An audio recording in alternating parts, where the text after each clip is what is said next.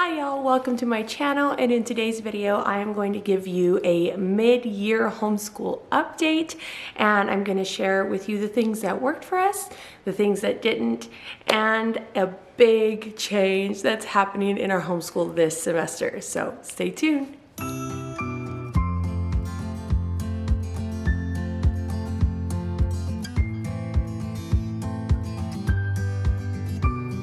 Okay, so if you are new, welcome to my channel, Pursuing Peace. My name is Dina, and I am a homeschooling mama of 5 kiddos, 9 and under.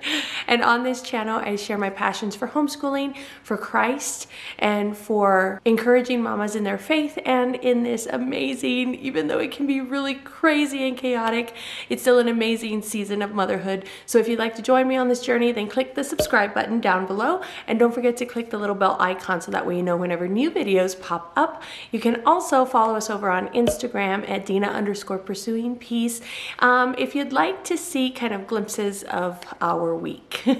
Okay, you guys, so we are right smack in the middle of the 2022-2023 homeschool year. Happy New Year. I pray that all of you had a wonderful Christmas celebrating Christ's birth and being able to celebrate that with friends and family. I know we were able to go back to Texas and spend it with my family and with some of David's family, and that was just a blessing. It was always a blessing to go home and to see family. So we had a lot of fun.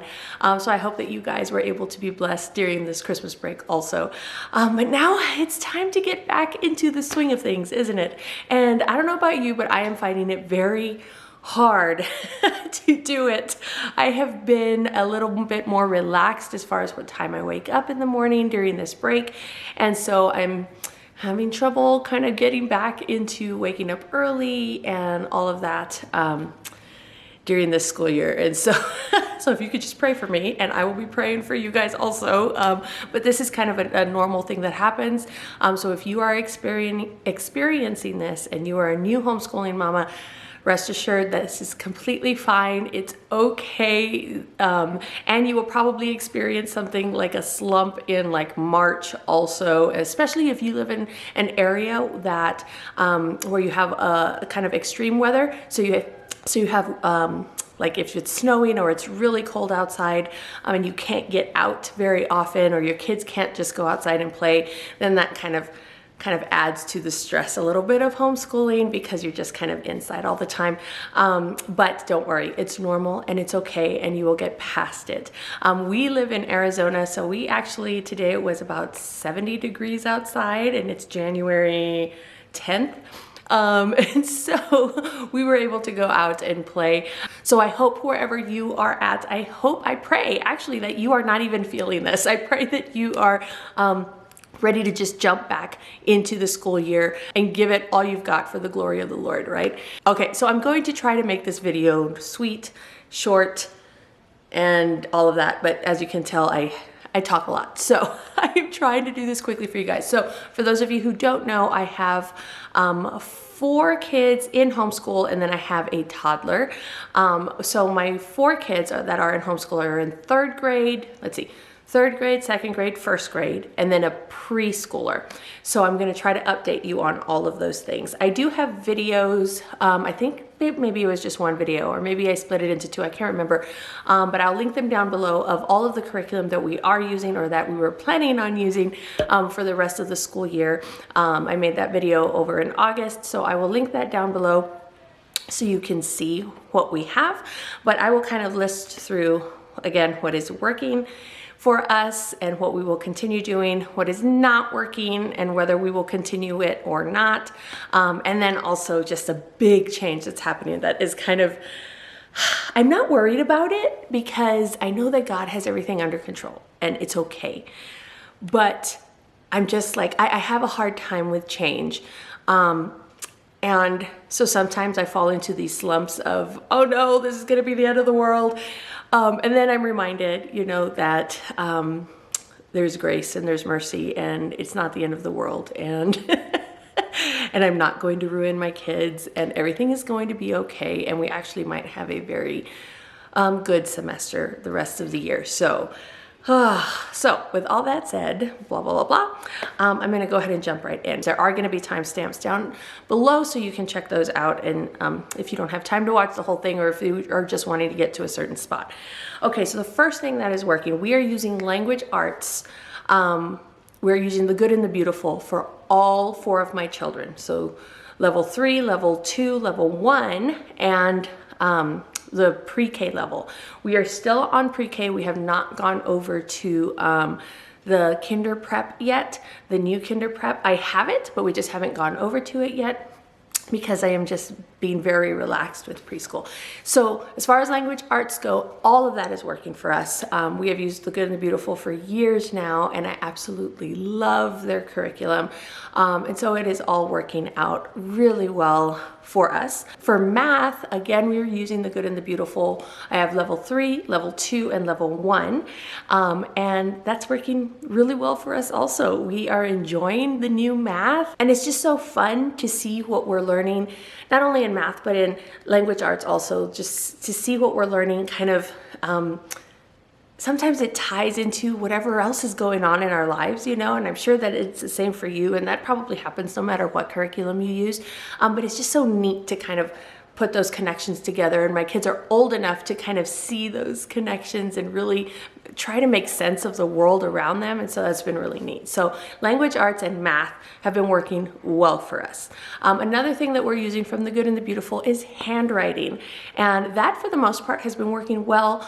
I do use other things for handwriting also, just depending on what I want the kids to do, or if I feel they need a little bit more practice and I don't want to move them up to the next level. For instance, my first grader has finished her level 1 from the good and the beautiful handwriting, and I can move her to the next level because her handwriting has improved and it is good. However, I don't want her to go too fast, so I add little things here and there from different websites, or I don't know, just different things, sometimes from our memory work from CC, or Bible verses, or just something like that I just add in. But that's not to say that the handwriting is not working from the good and the beautiful. It is working, and we love it, and she wants to go to the next level. I'm just kind of like, well, let's just slow down just a little bit, and that's fine. You can do that. Our handwriting for my preschooler, I have her in the doodles. There's 2 preschool, I'm gonna get the name wrong here, pre-writing and doodles thing, I think is what it's called. But there is a purple one and then there's a blue one, and we have only gotten to the purple one so far, and we've been using that for a couple of years. Handwriting is not something that my preschooler cares too much about. I don't know. She is a lefty. I don't know if that has anything to do with it. Maybe because she doesn't really, she'll color and stuff like that too, but it's not, I don't know. The other ones I could just give them their handwriting and they go and they do it. With her, it's a little bit different. She just doesn't care about it as much, so I'm not pushing it as much. So I might just move her on to the next one. I don't know. We're working on her handwriting, but it's not, again, not a big priority to me at this point, so we're good with that. Another thing that has been working for us is Fix-It Grammar.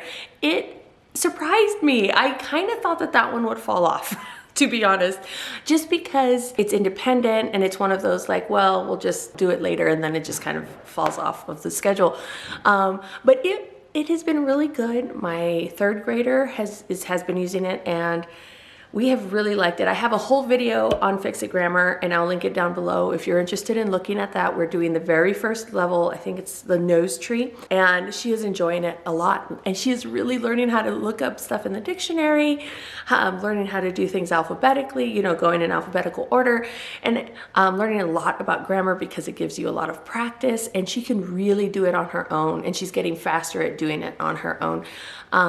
So it's really neat. I can just say, okay, now it's time to go do your Fix-It Grammar, and she just does it. That's really neat to just see her doing it independently like that. So yes, Fix-It Grammar has been working for us. Another thing that's been working, I think I mentioned in my curriculum video in August that I wanted to do Spanish.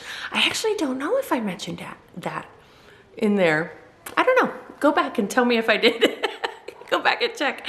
I don't remember, but I want to teach the kids Spanish, and unfortunately I don't know it very well. I understand it just fine, but speaking it is a different story, as I'm sure a lot of you, I'm sure is the case with a lot of you guys. So what I decided to do was do Duolingo. It is a free app, unless you want to, I believe it's like not have ads, and if you want to have certain, I'm not even sure what they're called, freeze days or something like that. I can't remember what they're called. So we decided to just go ahead and pay for it. We paid for the annual subscription, and then my kids can go in and they can all have their own accounts, which was also really important, because the other way that you could do it for free is that if each individual kid has their own email account. And that was like, I tried it and that was getting kind of tricky. And then they have an email out there somewhere, you know, it's just whatever. So I just decided to go ahead and get the annual subscription. And that one has actually been working for us well. Like it's only my older two that are doing it, and they can go off on their tablet and do it on their own. So they can do that during nap time when my little ones are napping, or quiet time, or just kind of whenever. And then Duolingo gives you an incentive to be doing it every day. A streak freeze. I'm not sure what it's called. Yeah, it kind of gives you an incentive. Like it gives you more points, or it gives you more stars or something. I don't know. Duos. I don't know. I don't know what it's called. But it gives you something where it gives you an incentive to get on it every day. And so my kids have been doing really well. My husband, for my boy, had him get a notebook, just, you know, normal spiral notebook. And he writes down the words so that way he can go over them again and he doesn't forget them and stuff like that. So that's been really neat. Over the break, we have not done it, obviously. And then at some point my boy's tablet broke, and so which has his Duolingo account, and I for some reason can't get on it anywhere else. So his grandfather got him a new tablet, so we're gonna get back on the train with that one, because that one was working so well and they were catching so much of it. So that is Spanish. I am trying to see what else we can do with that, because I know like a language is one of those you just can't learn, you know, in here. You know, you've got to learn it through muscle memory, and you've got to be practicing it. So I'm still trying to figure out how to do that as a family, where we can actually converse with each other. Again, that's kind of harder for us because we don't know how to speak it so well. So I don't know. So I'm still trying to figure out. If any of you have any ideas, I'd love to hear some of them. Okay, so those were the things that worked for us. Now we're gonna move on to the things that didn't work so well for us. Some of them I'm going to try to incorporate again. Some of them I might not. Those might just be gone for the next year. So this first one, I don't know if I had it in my other video, because I was planning on using it, but not planning on using it. I was kind of on the fence. I wasn't sure. This one I have tried over and over and over and over and over and over again, because I want to use it so badly, but it just keeps not working, and I don't know what I'm doing wrong.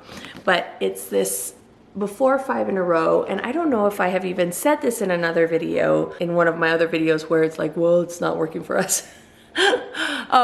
Because I've tried it for, gosh, maybe like 3 years, and each year just, I don't know, some of them work really well. Like we did caps for sale, and that one actually worked really well, and my preschooler loved it. I'm doing it with my preschooler, and sometimes my toddler, she's 3, so this one before 5 in a row is for like 2-year-olds to 5-year-olds or something like that. And so that one actually, it worked well that week, but then another week it'll bomb, you know, like, and it's just like, I'm not really sure what I'm doing differently or why it's not doing great. We did actually do a mini unit from 5 in a row. We did, oh gosh, what is it called? For Thanksgiving, Balloons Over Broadway. We did that book and we did that mini unit, and that actually went really well. I loved it. I think we were only doing like very, very minimal schooling, so we had more time during the day, and we made our own little parade, and it was so cool to see everything when we did it right before Thanksgiving. So then on Thanksgiving, we were able to see the Macy's Thanksgiving Day Parade, and that's the first time that my kids have ever seen it, and so that was really neat. So that one did work. See, I'm telling you, it's a hit or miss with me. With 5 in a row. I love it. I feel like I just don't know how to do it well. I don't have the groove for it. I'm not sure. I feel also that I just need more structure. And I find myself just kind of lost and I don't know what to do. So this has nothing, like, I actually really love this and I recommend it, but I don't know what's wrong with me. I don't know why I can't do it. So anyway, so that's another thing. And you know what? I will probably try it again in the future. So keep an eye out for that. See if that happens. The next thing that hasn't been working, it did work really well at the beginning, and then it just kind of fell off, and it's one of those, and this has happened with this before, but it's with the typing from the good and the beautiful. Again, like, it's going to like stay on our schedule, and I'm going to try to incorporate it, but it's been months since she has gone to the computer and done it. Every once in a while she'll remember and be like, oh, I want to do my typing lesson. I'm like, okay, just go ahead and do it. I just need to be more intentional about putting it as a priority. But then I'm like, well, but it's not so much a priority. I don't know. I'm not sure. She is 9 years old now. I remember learning how to type, so she's getting to that age. So I don't know. I don't know if maybe it's something that we'll wait to do on during summertime or something. I don't know. I don't know what I'm gonna do with it. I love it. She loves it. So it's good. I'm not saying this is bad. The good and the beautiful typing is good, just like everything else I'm gonna show you. But for some reason, certain curriculums at certain seasons of life don't work for certain families, and that's just kind of the case with our family right now. It's just we're having a hard time trying to fit everything in, and that's where typing kind of fell off. But again, I'm going to try to incorporate it just a little bit more because it is something she can do just all on her own. I just need to remember that it's there, that she can do it. So that's it. I just forgot about it. The next thing that has not been working for us, and it kind of falls under the same category as typing, is piano. So piano was going really well, and we're using the app Simply Piano, and I paid for the annual subscription, so we still have it, but it's just, I don't know, it was something, I'm not sure what happened. And I also found that she was, Abigail, my oldest, she was getting a little bit frustrated with it when she couldn't do it. And so, I don't know. I am kind of looking to get her into actual piano lessons because I feel like maybe having that one-on-one with someone, and having an actual curriculum, having things to practice, like, I think that will work better than doing it on the app, just for this specific one thing. The app might work for some of my kids, but it's not working for my oldest. So we'll see. We'll see how that works out in the future. Another one that didn't work for us, and I'm kind of bummed about this one. I might try to do this in the summertime. I think that's kind of what I came to, is just we're gonna try it during the summer, but it's how to study the Bible. And this one is from Foundation Worldview. And this one, this cover is a cover I designed. So this is not what it looks like, but it looks like, well, I don't know if you could even see it. It's not really, it doesn't really have a cover to it, but so this one, I did kind of a more of an in-depth overview and flip through in my other previous video of my curriculum, so I'll link that down below for you guys if you want to check it out. It is really cool. I did really like it when we were doing it. It was just one of those things it was a little bit too much. Not that it was too much, like information wise, but we just didn't have time. Like it was just, by the time we got to it in the daytime, we were so tired. Like both her and I were just so tired that we just weren't giving it our full attention. And it's one of those things that I mentioned earlier when I was doing my other video about when I was showing you what we were going to do, that this one, I want to show Abby how to read scripture. It is priority, right? It is an important part. But we also do that in our everyday lives.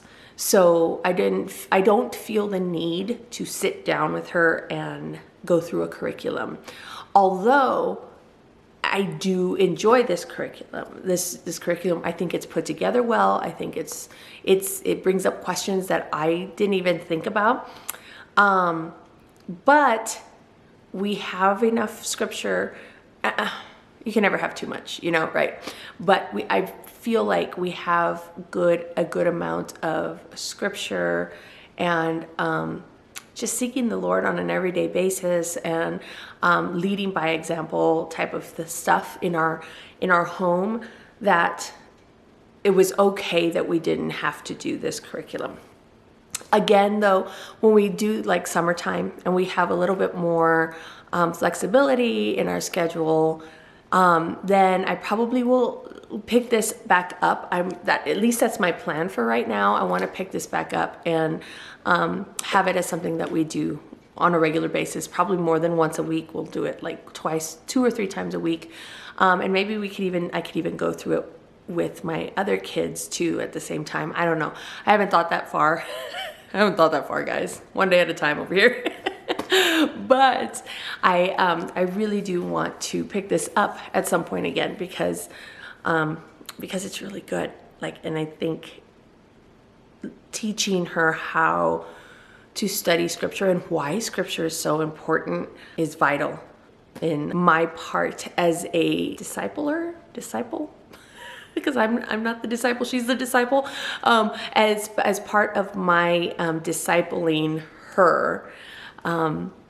It's part of it. But again, she sees it. She sees it in our everyday life. She sees me reading. She sees her father reading. She sees us taking time to do it at night, reading together. And so we go to church, we do it with our friends, have a women's Bible study. We have a small group that we go to. So she sees it. She's seeing it. And she's seeing the importance of it. And I think that's a lot of how discipleship works, is her living it and seeing us actually doing it rather than just sitting down and doing a curriculum. But we will probably do this as part of our summer school. The next thing, now this one is, I didn't know where to put this one in it was working category or in the not working category, because it is working and my kids love it. We just don't have a lot of time to do it. And so it's the Seasons of Field. It's like a nature study. Yeah, it's a nature study. And I can't remember if I did kind of a video on this, but I didn't have the actual book yet. So, but I just love it. It's Beautiful Feet books. And I love Beautiful Feet books. It's like one of my favorite curriculum out there. And we did a couple of lessons. We did a few lessons in here, actually. It was working, and I made little backpacks for the kids, and we went out to the park and we found acorns, and we were just taking a walk, and it was just a whole bunch. We were painting, and it was just so good. What did we do? We made jam. I've never made jam before in my life, guys. We made jam, and it was just so much fun. And even the kids, my boy, he was like, Mom, this is so cool. When are we going to do that again? When are we going to do outside school? Or I forgot what he called it. I think they were calling it outside school. And so it's something that is working for us, but I am having a hard time finding the time for it. And here's the thing, you guys, we don't do a lot of extras. We do math and we do language arts and handwriting because it fits in into the day. Like that's our day, because right now I'm still having to sit down individually with each kid. So it's not that they're sitting down and doing school for 4 hours, but mama is sitting down and doing school for 4 hours because I have to do stuff with each kid. And it's not a lot. I only do about 20 to 30 minutes of language arts with each of them, and about 15 to 20 minutes of math with each of them. But you know, if you times that by 4 or 3, that ends up being a lot. And so it's just the season of life that we're in, where I haven't quite gotten the older kids to be independent, but I definitely still need to do school with the little kids. And so it's just kind of a weird time that we're in right now, where we just, even though we're only doing language arts and math during the day, like it's still a lot for me. So anyway, so then planning this and doing it, and then actually taking them outside and doing all of that stuff it's a lot on mama. It's a lot. It's so, with that being said, I do still want to do it. Like, it is so good. It is so good. And the books are so great. And the kids are learning so much that I still want to do it. I just might give it, I don't know, maybe we'll do 1 lesson a month, or again, just wait till the summertime. But this is like a nature study, so it might be, it is based on the season. So maybe I'll try to get a spring one in there somewhere, or maybe even a winter one, even though we live in Arizona and it's 70 degrees outside. We'll see what happens. Because I think it's supposed to get cold again. I don't know. Because it snowed right before Christmas. Anyway. Because, you know, Arizona is a very interesting place, you guys. It is a very interesting place. And we don't live in the desert. We live in the high desert. So it's even more interesting. Because it's not like hot desert Arizona. It's like temperate desert Arizona. I don't know, it's just so weird. But anyway, we are loving living here. That's another update, life update for you guys. We do enjoy living here. We love our church. We love our small group. And we are enjoying the nice dry weather compared to the humidity of South Carolina. So it's been good. It's been good. Okay, are you ready, guys? Here is the big change that is happening in our homeschool this year. It is just like, it's kind of blowing my mind. So if you know me and you have watched my videos, you know there is one curriculum that I have not mentioned yet, and that is classical conversations. So we have been doing classical conversations since my oldest was 4 years old and in preschool. It's the only co-op that we have ever been a part of, which it's a co-op, but it's more than a co-op, it's a community. I don't know, it's a thing. I have several videos on CC and how we do memory work and just different things like that. And it basically is our morning basket, you know, is our CC memory work and books and all of that stuff. So we live in a town that does not have a CC community. So we had to drive an hour. It ended up being about an hour and 20 minutes one way, and drive out to our nearest community. And that was okay for a little bit. Like, it was okay. We were doing it.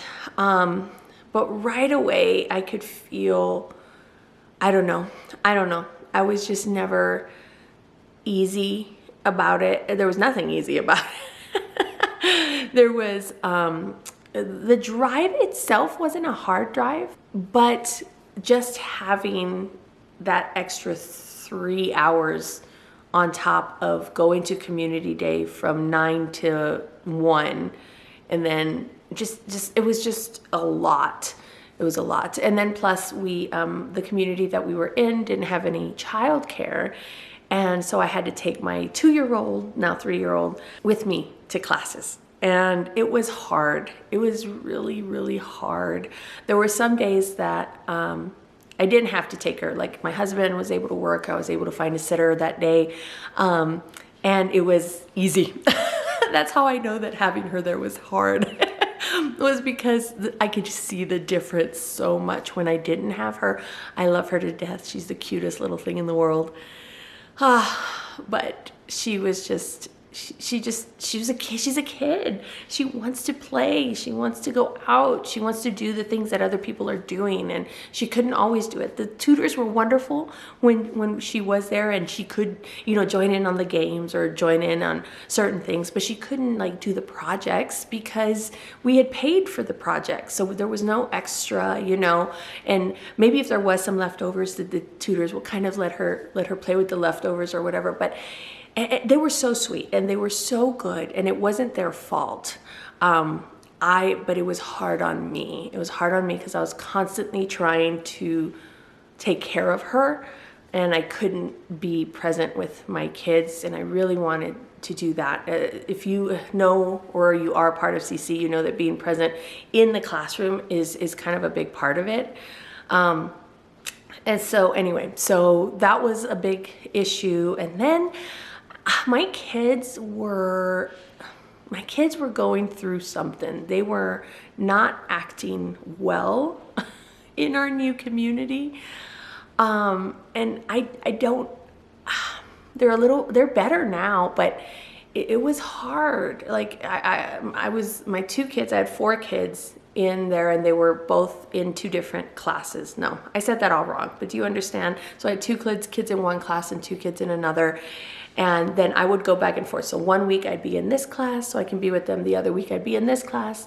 And every time, not every time, but almost every time I'd be in one class, I'd be called to the other one because one of my kids was acting up. And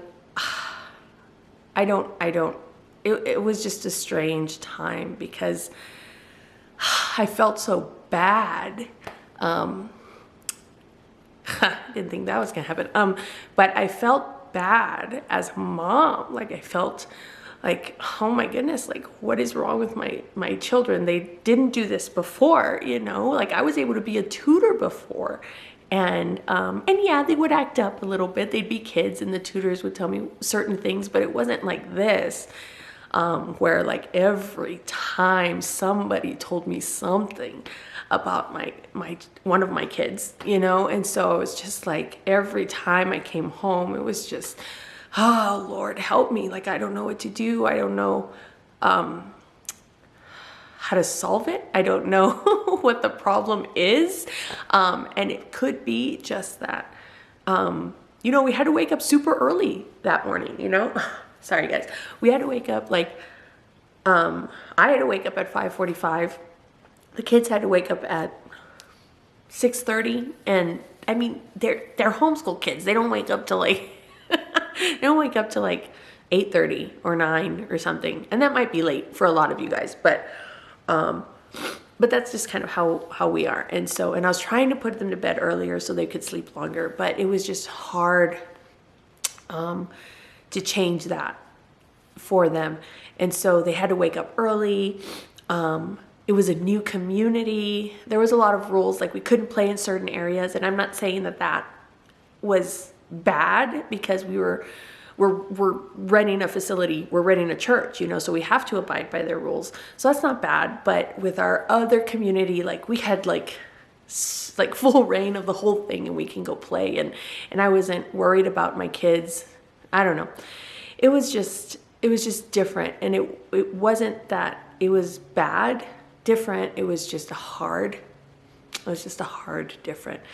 And my kids were acting up. And so then the long drive, the being tired, the coming home and feeling like, I'm awful, it was a hard semester for us. And so, we've decided that we aren't going to be in a CC community this coming semester, which in itself was really hard. It was really hard because, again, that's all I've known. All I've known is CC and being a part of a CC community, and it's been wonderful.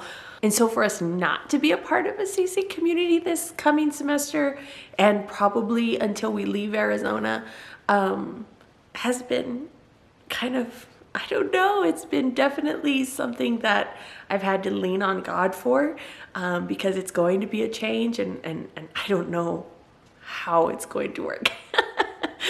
Now, I do want to say that the CC community that we were a part of, I am in no way blaming them, and I am in no way, like, there's no bitterness or no anything. I cried when I told my director that we were not going to be able to be a part of it, you know, again.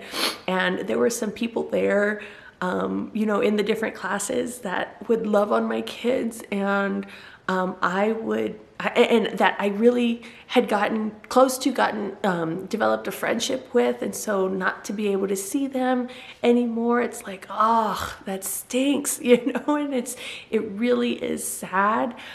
But after praying about it and talking to my husband, we really feel this is where the Lord is guiding us. So with that, one of our friends in our small group, she actually leads a co-op in our town, and it's actually held at our church. So that was kind of a no-brainer, right? Like, that was kind of like, okay, God's like trying to open this door for us, and it just felt right. And so as soon as she said, hey, you know, we've got room in our co-op, I jumped on it. I'm like, yes, this is what we're gonna do. This is what we're gonna do. And that was kind of the catalyst to not doing the CC community also, because I knew we couldn't do both. It was gonna be too much. Even though they were on different days, it was still just gonna be too much to try to do two different co-ops.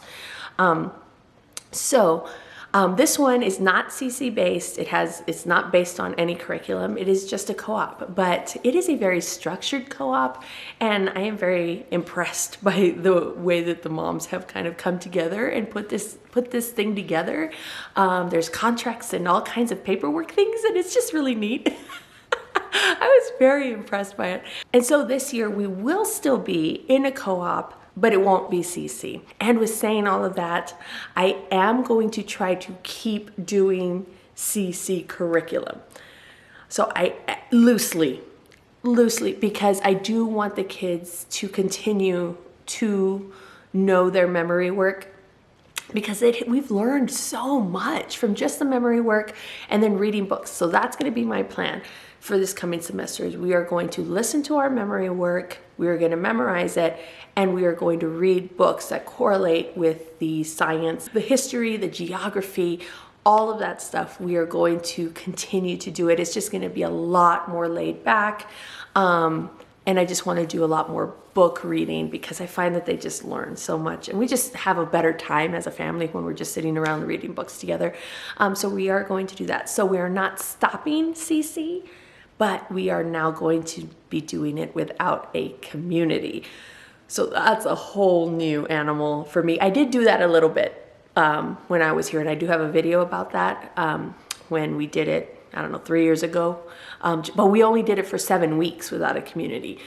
This is going to be a whole semester, the end of the semester. So, all right, you guys, so I think that's it.